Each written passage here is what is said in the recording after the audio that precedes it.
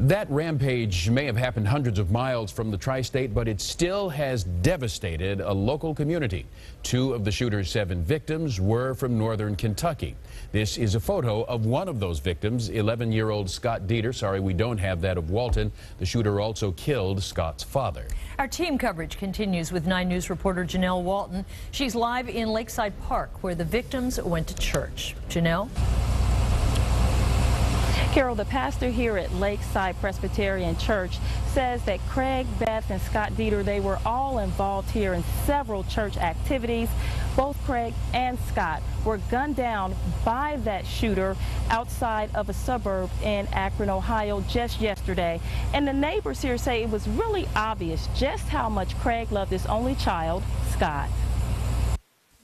Bridget Trumbull and her son Ryder used to see 11-year-old Scott Dieter and his father Craig as they walked through their Walton neighborhood. With Boy Scouts, he was constantly out selling and telling people about how much he enjoyed Boy Scouts. He would come by and sell the popcorn, and his dad would stand at the end of the driveway so that he would get that interaction with the people and his neighbors on his own. Trumbull was in shock as she learned what had happened to the father and son while they were visiting family in the Akron suburb of Copley Township yesterday afternoon. They were 2 of 7 victims gunned down by 51-year-old Michael Hance. Hance was dating Craig's sister, 49-year-old Rebecca Dieter.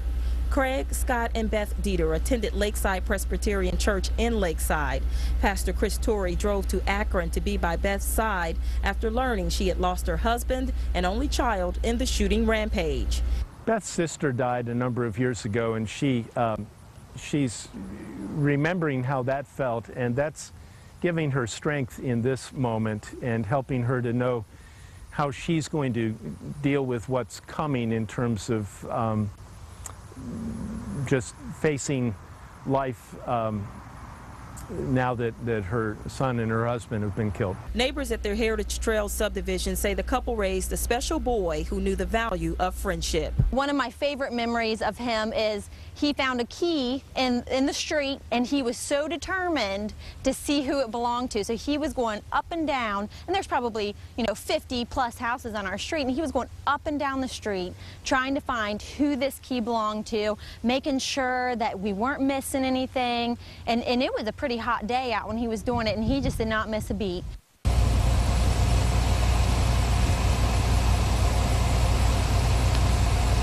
And Reverend Torrey says that the church is going to have some kind of memorial service, although those arrangements have not been made just yet. In the meantime, the neighbors say they're going to do everything that they can to help Beth Dieter get through her grief.